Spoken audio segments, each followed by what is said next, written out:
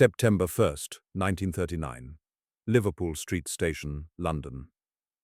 8-year-old Margaret Hayes gripped her cardboard suitcase so tightly the handle left red marks across her palm. Around her neck hung a brown paper luggage tag with her name printed in her mother's careful handwriting, not for her benefit, but so strangers would know who she was when she arrived somewhere she'd never been.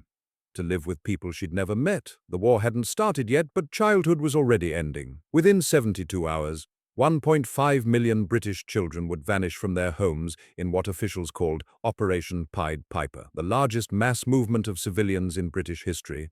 They left behind favorite toys on doorstep thresholds, warm beds, and parents who promised through trembling voices that this separation was temporary. Most believed the lie because the alternative was unbearable. Margaret's mother pressed a wrapped sandwich into her hands and turned away before her daughter could see her cry. The train platform smelled of coal smoke and unwashed wool, a scent that would forever mean goodbye. Before we continue, I'd love to know, where in the world are you watching this from? And what time is it where you are? Drop a comment below. And if you're finding this story compelling, hit that like button and subscribe. These stories matter, and your support helps keep them alive.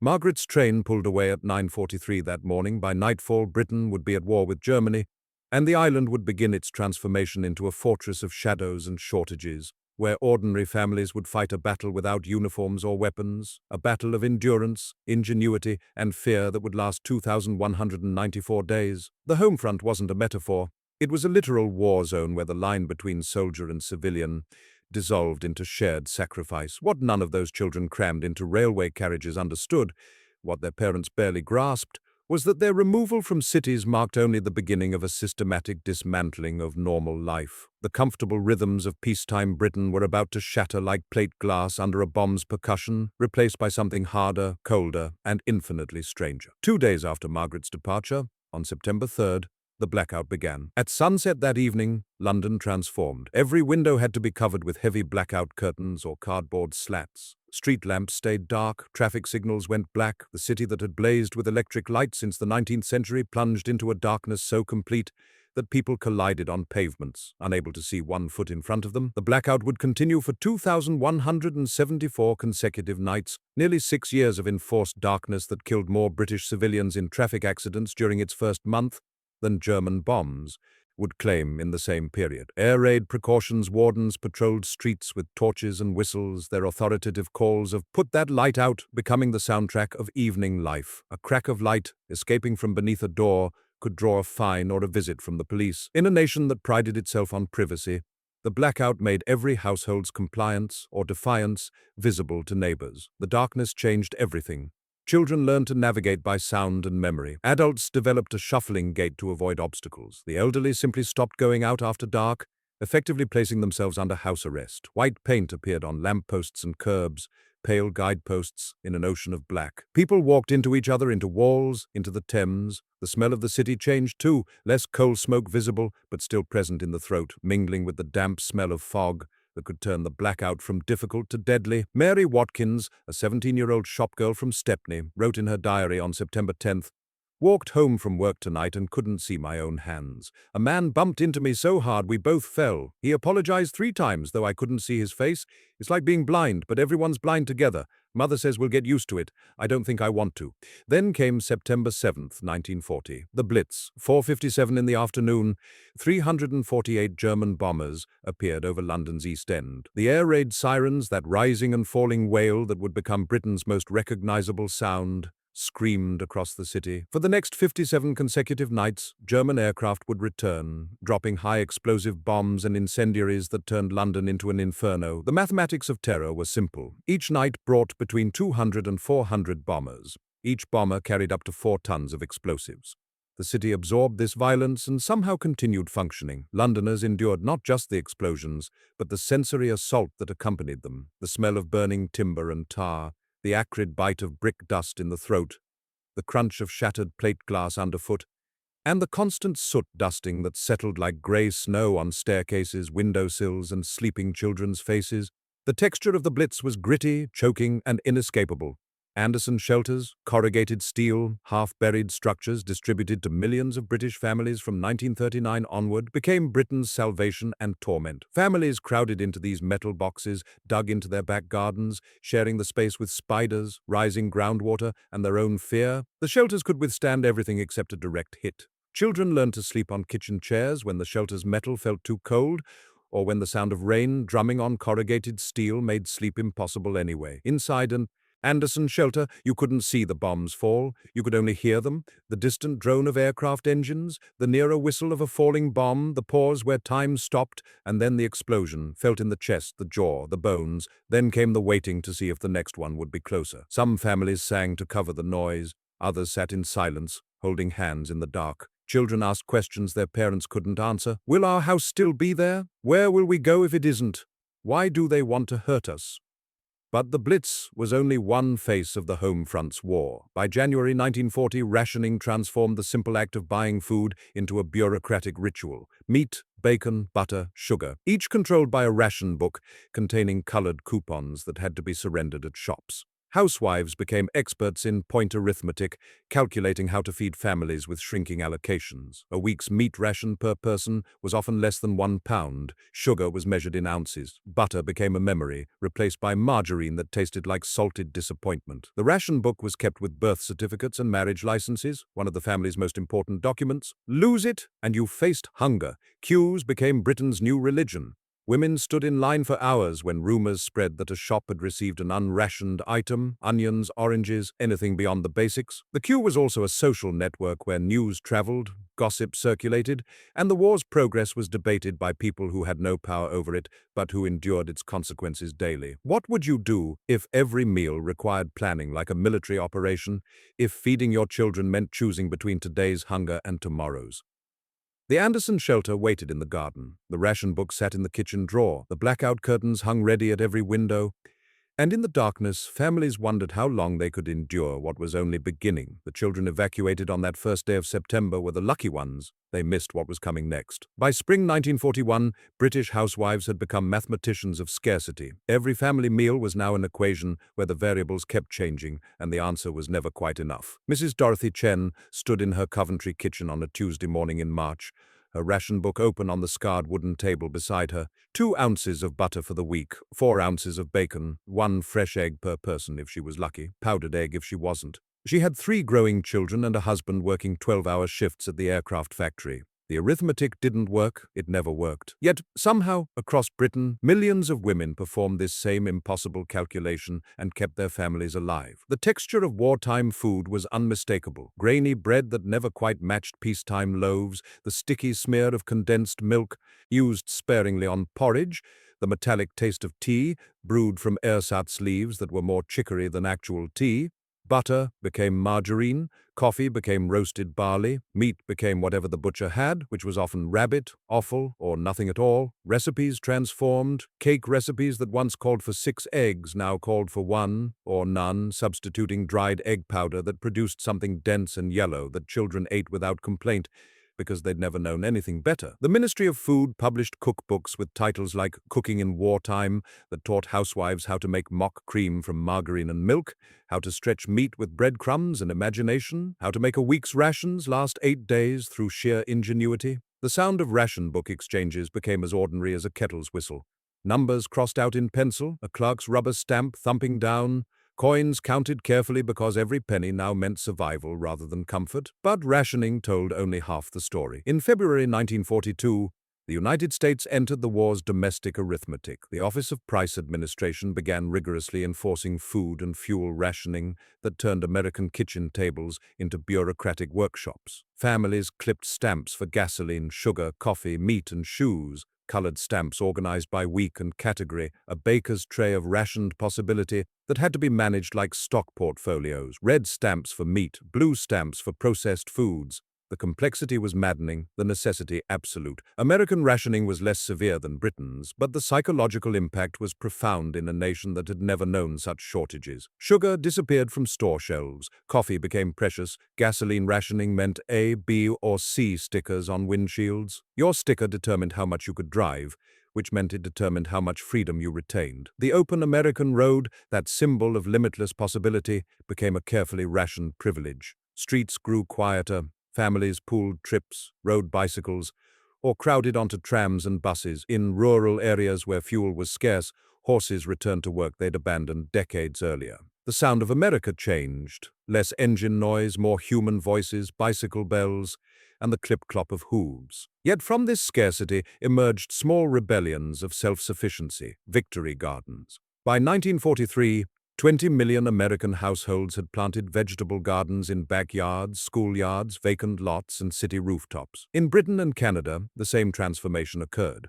Ornamental lawns became potato patches, flower beds surrendered to cabbages and carrots. The Dig for Victory campaign turned gardening into patriotic duty and gave families something scarcity could never provide: control. A well-tended garden could produce 40% of a family's vegetables. More importantly, it produced hope, the tangible evidence that you could create something when everything else was being taken away. The smell of turned earth, the sight of green shoots pushing through soil, the taste of a tomato grown with your own hands. These sensory victories mattered more than the calories they provided. Children worked these gardens alongside parents, learning to thin seedlings, pull weeds, and harvest beans. For many, these would become their most vivid wartime memories, not the air raids or the fear, but the dirt under their fingernails and the pride of bringing vegetables to the kitchen table.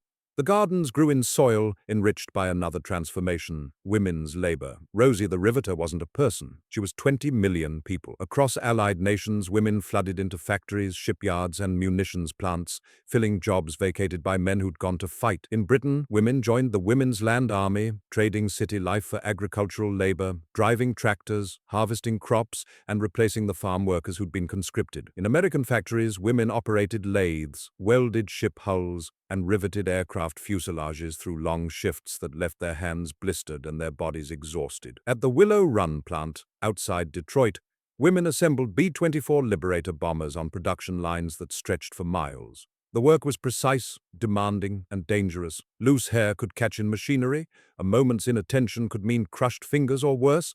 Yet they came by the thousands, drawn by wages they'd never earned before, and by the knowledge that their work mattered in ways domestic labor never had. The factory floor was loud, the shriek of metal on metal, the pneumatic hiss of rivet guns, the constant mechanical thunder of assembly lines that never stopped. Women wore bandanas to keep hair from machinery, practical trousers instead of skirts, and work boots that transformed their silhouettes from feminine to functional. The metallic tang of freshly painted planes hung in the air, mingling with machine oil and the smell of welding torches. In Britain, women filled munitions factories where the work was even more dangerous.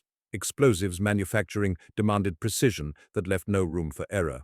Women who worked with TNT developed jaundiced skin, a yellow tinge that earned them the nickname Canary Girls, a badge of honor and a mark of sacrifice. The work could kill you in an instant if something went wrong, yet the factories never lacked workers. These weren't temporary measures.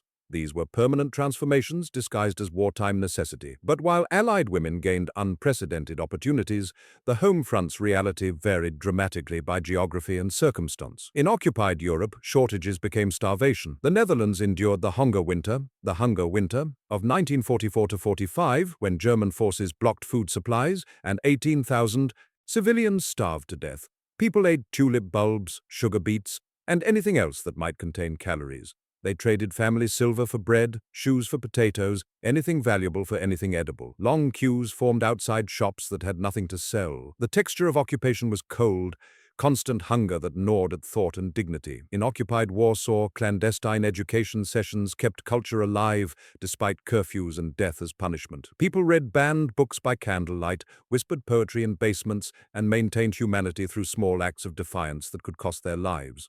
The home front wasn't one experience, it was thousands, varying by nation, class, and proximity to violence. In California, 120,000 Japanese Americans faced a different home front entirely. After Executive Order 9066, signed on February 19, 1942, families were forced to sell homes and businesses within days, often for cents on the dollar. They packed what they could carry and reported to assembly centers that would transport them to internment camps, surrounded by barbed wire and guard towers.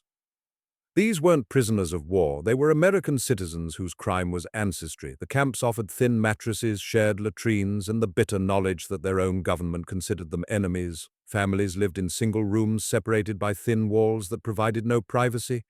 Children attended makeshift schools, adults worked for pittance wages, and every day they watched armed guards patrol the perimeter, rifles pointed inward. What would you do if your government declared you an enemy because of your grandparents' birthplace? The home front demanded sacrifices, but it didn't demand them equally. As 1942 became 43, these parallel realities, rationing and gardens, factory shifts and internment camps, hunger in Amsterdam and relative plenty in Iowa, created a global tapestry of civilian experience bound together by one common thread. Everyone's life had been interrupted, transformed, and forced into shapes they never chose.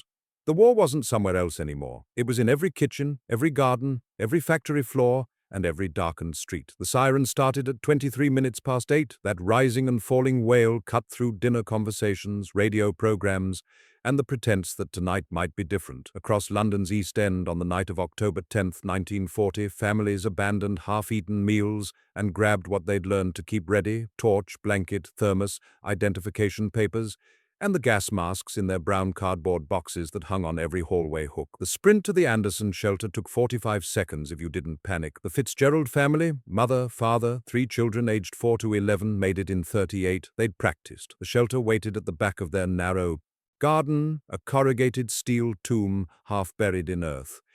Its entrance a dark mouth that promised safety it couldn't guarantee. Inside smelled of damp earth, wet wool, and human fear. A smell that would become so familiar it stopped registering as unusual. The youngest, Timothy, carried his stuffed rabbit. His sister Margaret clutched a book she couldn't read in the darkness. Their brother James held the torch until their father took it, rationing its battery life the way they rationed everything else.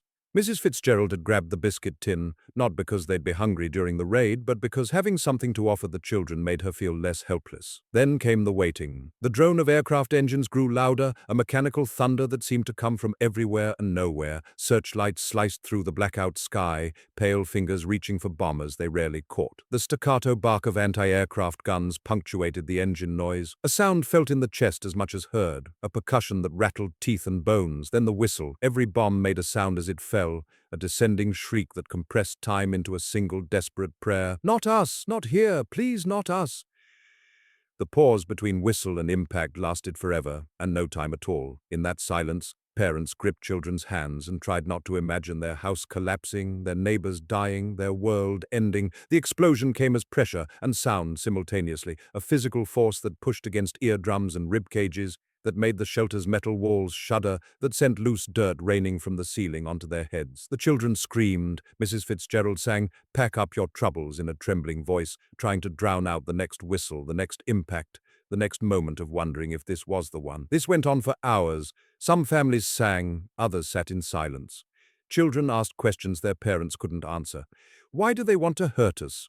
Where do the bombs come from? Will Daddy come home from France? The adults lied with their reassurances because the truth, "We don't know, we can't control this, we might all die tonight," was unbearable. Air Raid Warden Thomas Pemberton spent that same night above ground, doing what volunteers across Britain did 57 nights in a row, risking his life to save others. He was 53 years old, an accountant in peacetime, now wearing a steel helmet and carrying a whistle, a torch, and a stirrup pump for fighting incendiary bombs. The incendiaries were worse than the high explosives in some ways, smaller, more numerous, designed to start fires that would spread and merge into firestorms. When one landed, you had minutes to extinguish it before it burned through floors and roofs. Pemberton and his team ran toward fires, while everyone else ran away, forming bucket chains, pumping water, smothering flames with sand and dirt. His diary entry from that night, discovered decades later, was typical of the genre, alternating mundane detail with casual horror. Incendiary at number 47 Chambers Street, extinguished with sandbags. Mrs. Davies made us tea afterward. Bomb struck number 12 Durham Road while we drank it. 3 casualties. Found Mr. Patterson's spectacles in the rubble, but not Mr. Patterson. Home at 4 in the morning. Boots need resoling. The all-clear siren sounded at 6:23 the next morning. Families emerged from shelters to survey the damage. Some found their homes intact. Others found rubble where breakfast tables had been. The smell of a bombed neighborhood was distinctive: brick dust, shattered plaster, gas from broken mains. and the acrid bite of explosives that lingered in the throat. Soot settled on everything like grey snow, coating windowsills, doorsteps, and children's hair. The aftermath of the Blitz created its own routines. Municipal repair teams scaffolded streets even while raids continued. Shopkeepers swept shattered plate glass from pavements and boarded broken windows with whatever timber they could find. Pockmarked brickwork from shrapnel became ordinary architecture. Hastily patched shop fronts with new timber stood beside buildings missing entire facades, their interiors exposed like doll houses, wallpaper visible, pictures still hanging on walls 3 stories up, a bathtub teetering on the edge of a floor that no longer had stairs. Lists of the dead and missing appeared on church notice boards and town hall walls. Families scanned names daily. A public ritual of grief where loss became visible and communal. Sometimes you learned your neighbor had died by seeing their name posted. Sometimes you learned by the silence where their house had been. The postal system carried different kinds of casualties. Letters from soldiers at the front were censored, delayed weeks, and arrived in foreign language envelopes or khaki military post that families learned to recognize from across the street. Many households developed rituals around the postman's round, listening for his knock, running to meet him, sorting through bills and official notices for that one thin envelope that meant someone you loved was still alive. Then there were the telegrams. Regret to inform became a phrase that needed no completion. The telegraph boy cycling down your street made hearts stop. If he turned into your gate, your world ended. Neighbors watched from windows, ashamed of their relief when he passed their house, guilty for feeling grateful it was someone else's turn to grieve. Mrs. Alice Hammond received her telegram on November 4, 1940. Her husband Robert had been killed in North Africa, shot by a sniper while carrying water to wounded men. The telegram was 23 words long. It reduced 20 years of marriage, 2 children, and a future they'd planned together into bureaucratic notification. She placed it in the drawer with their wedding certificate and his last letter, then went to make dinner because the children still needed to eat. Grief became another thing to ration, but survival demanded more than endurance. It required moments of escape, fragments of normalcy, brief respites from fear. Cinema attendance surged across Britain and America, affordable entertainment that provided escape and community. Theaters showed newsreels before features, battlefield footage mixed with propaganda that promised eventual victory. Then came the films themselves, comedies, musicals, romances that let audiences forget for 90 minutes that their world was burning. Sing-along wartime musicals kept morale high. We'll Meet Again and The White Cliffs of Dover became anthems of stubborn hope. People emerged from theaters, humming songs that promised reunions and peace, carrying those promises home to cold houses and uncertain futures. Radio provided the other lifeline. Families gathered around kitchen table wireless sets for Churchill's speeches, their broadcasts timed for maximum domestic audience. His voice, that distinctive growl promising nothing but blood, toil, tears, and sweat, became Britain's nightly anchor. He spoke of darkest hours and finest hours, of never surrendering, of fighting on beaches and streets and hills. The words mattered less than the voice itself, which communicated absolute conviction that Britain would endure. And beneath all this official narrative ran the black market's shadow economy. Coffee, tobacco, nylons, and sugar changed hands in whispered pub transactions and late-night exchanges. Secretive deals paid for delicacies unavailable through official channels. The black market didn't operate in shops, but in relationships, knowing someone who knew someone who could get something, a mechanic who could find petrol, a clerk with access to sugar, a docker who could accidentally miscount crates. The black market was survival and selfishness intertwined, patriotism and greed in constant negotiation. Was it wrong to buy illegal butter to feed your children? Was it treasonous or human? The question haunted many who participated, adding moral complexity to the simple arithmetic of getting through another week. What would you do if the only way to feed your family meant breaking laws designed to ensure everyone's fair share? As 1941 became 42, these patterns, raids and shelters, rations and queues, letters and telegrams, escape and survival became the texture of existence. The home front wasn't a location, it was a condition, a state of constant adaptation where yesterday's unthinkable became today's ordinary. The war had come home, and home had learned to live with it.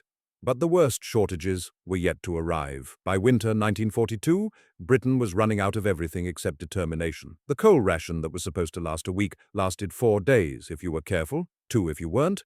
And then houses turned cold in a way that made bones ache and breath visible indoors. Families burned turf, paper, dried peat, anything that might produce heat. The smell changed from honest coal smoke to the acrid bite of burning rubbish, damp wood, and desperation. Elderly people simply stopped going out, confined by weather and fuel shortage to single rooms they tried to keep warm with inadequate fires and layers of clothing they never removed. Mrs. Eleanor Price in Manchester wrote to her daughter, stationed with the Women's Auxiliary Air Force, "We burn the Daily Mail now after reading it. Father saves cardboard from his work. Your brother collects fallen branches in the park.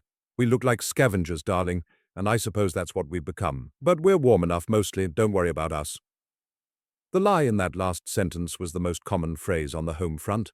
Textile shortages transformed how Britain dressed and decorated itself. Clothing coupons meant a new coat required sacrificing other necessities. Silk stockings disappeared entirely, replaced by leg makeup that women painted on their calves, drawing seams up the back with eyebrow pencil to simulate the stockings they could no longer buy. Utility clothing, standardized designs using minimal fabric, replaced the variety and frivolity of peacetime fashion. Dresses had shorter hems to conserve fabric. Suits used less cloth in their construction. Everything was stamped with the CC 41 mark, Civilian Clothing 1941 standard. Make, do, and mend became more than a slogan. It became survival craft. Women unpicked old sweaters to reknit the wool into children's clothing. Flour sacks were bleached and sewn into dish towels, pillowcases, even underwear. Worn sheets were cut down the middle and resewn with the outer edges meeting in the center, extending their life by years. Buttons were saved in jars like precious stones. Zippers were removed from discarded clothes and reused. Nothing was wasted because nothing could be replaced. The texture of wartime interiors became utilitarian and mended, patched curtains, darned socks, furniture with simple lines that used minimal materials. Austerity created its own aesthetic. Functional, spare, stamped for longevity. Beauty became efficiency. Decoration became survival. Children adapted in ways that broke their parents' hearts and amazed them simultaneously. Blackout games replaced outdoor play after dark. Children built miniature Anderson shelters from cardboard boxes, staging elaborate pretend raids with dolls as casualties. They swapped rationed sweets like currency in elaborate schoolyard economies where a single piece of chocolate could purchase favors for weeks. Toys were homemade, wood-carved by fathers and grandfathers, or salvaged from bombed buildings, a practice that sometimes meant playing with debris that contained unexploded ordnance. Young David Brennan in Liverpool kept a collection of shrapnel pieces, displaying them like museum artifacts, each labeled with the date and location where he'd found it. His mother discovered the collection and confiscated the larger pieces for scrap metal drives, but let him keep the smaller fragments. "It's his war," she explained to a neighbor. "He needs something of his own from it, I suppose. God help us all."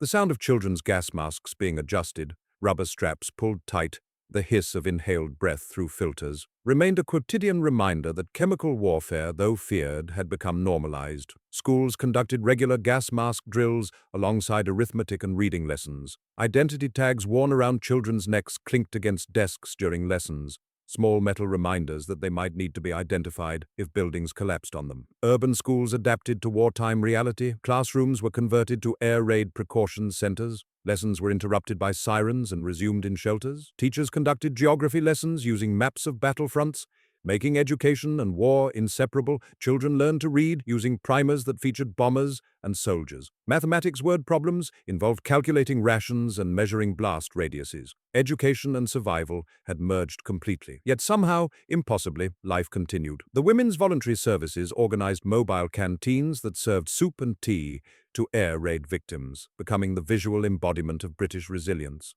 Women in green uniforms ladling soup to soot-streaked evacuees, providing warmth and human contact when everything else had been destroyed. These communal feeding centers became social hubs where news traveled, resources were shared, and people remembered they weren't enduring this alone. Religious practice adjusted to wartime reality. Churches held services for air raid victims and prayers for soldiers overseas. Some congregations reported increased attendance during crises as people sought comfort in rituals and community. Other churches moved services to daylight hours to preserve blackout regulations, so worship itself became another thing shaped by German bombers' schedules. The everyday architecture of memory was being built in these moments. The smell of wet wool blankets in shelters, the taste of ersatz coffee that never quite tasted right, the sound of the all-clear siren that meant you'd survived another night. Children were forming associations that would last lifetimes.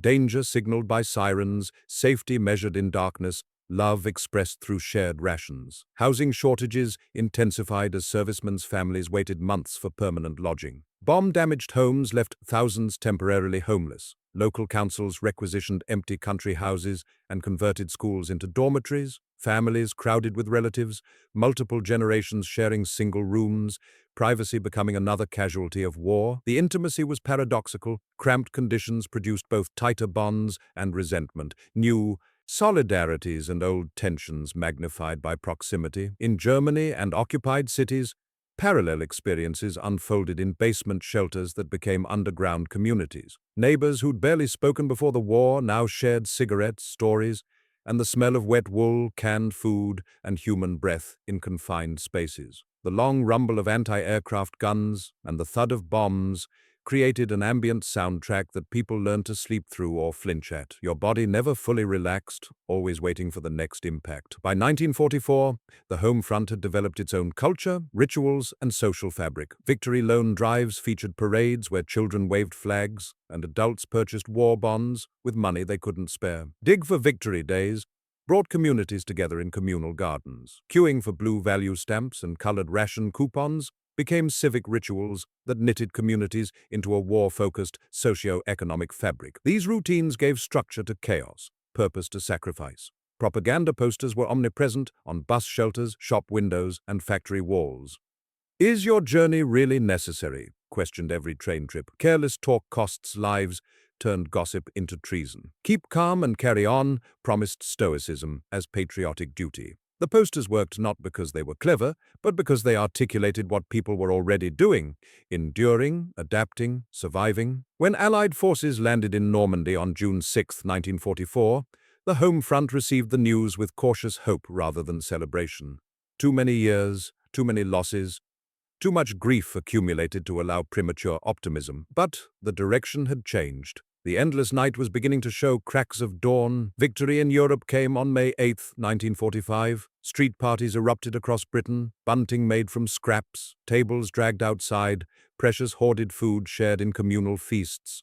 Children who'd known nothing but war played in streets suddenly free from the fear of bombs. Adults danced and cried and allowed themselves finally to imagine futures that didn't involve rationing, blackouts, and air raid sirens. But victory didn't mean return to normal. Normal was gone. The Britain that emerged from the war was transformed. Women who'd worked in factories and flew planes as ferry pilots weren't returning to purely domestic roles without resistance. Children evacuated to the countryside often couldn't readjust to urban life. Families reunited with strangers. Fathers who'd left when children were infants returned to teenagers they didn't know. The psychological scars would take generations to fully process. Margaret Hayes, who'd left Liverpool Street Station on September 1, 1939, returned home on July 3, 1945. She was 14 years old. Her mother looked older than she remembered. Their house had survived the Blitz, though the one next door was still rubble. Margaret's bedroom was exactly as she'd left it. The same wallpaper, the same bed, the same toys she'd outgrown 6 years earlier.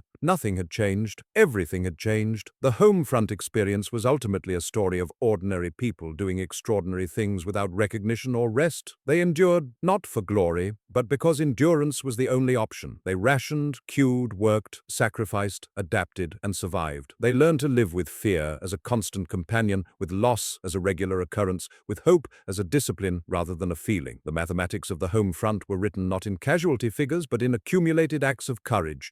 The woman who stood in queue for 3 hours to buy a week's rations, the child who learned to sleep through air raids, the elderly man who shared his coal ration with a neighbor, the volunteer who ran toward fires while others ran away, the mother who wrote cheerful lies to her soldier son while bombs fell on her city. These acts left no monuments, they earned no medals, but they won the war as surely as any battle because they demonstrated something the enemy could never understand: that free people, given no choice but to endure, would endure together. The home front wasn't where the war was fought, it was where the war was survived. And survival, when performed daily by millions across years of darkness and deprivation, became the most profound victory of all. What remains now are fragments: a ration book in a museum, a photograph of an Anderson shelter, a diary entry describing the taste of ersatz coffee, oral histories of people long dead describing fear long past. But what really remains is the knowledge that ordinary people, when circumstances demanded it, proved capable of extraordinary endurance.